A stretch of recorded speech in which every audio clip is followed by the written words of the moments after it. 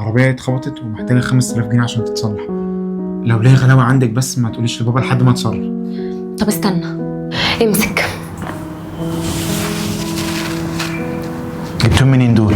حوشهم من مصروفي، خد صلح بيهم العربيه بسرعه قبل ما ابوك يجي. لا انا مش عايزهم ومش هاخدهم منك، انا هتصرف. يا عم مش مشكله، اتصرف بعدين. خد حل المشكله دلوقتي وابقى ردهم لما تعرف تتصرف. يا عم ما تتنحش، خدهم بسرعه قبل ما ابوك يجي. طيب وانت هتقولي له ايه؟ ما تقلقش انا هتصرف، بس انت ما تتاخرش. حصل. مريم ما شفتيش مفاتيح العربيه فين؟ قلب عليها الدنيا مش لاقيها. عمر واحد صاحبه حصل له مشكله وتعب ووداه المستشفى. تعب ولا حصل مشكله؟ تعب.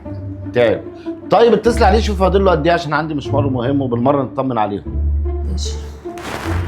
ايوه يا عمر، انت فين؟ بابا بيسأل عليك. ايوه حبيبتي، ده هو خلاص قرب يخلص اهو. طيب ماشي على مهلك. طيب وصاحبك بقى كويس؟ لا دي بقت تمام وزي الفل كمان. بقى كويس تمام الحمد لله. طب الحمد لله. ماشي انجز حالك بقى وتعالى على طول. ماشي ظبطي الدنيا بس انت. ربنا يلطف بعباده يا رب. ماشي ماشي. ماشي. باي. يلا سلام.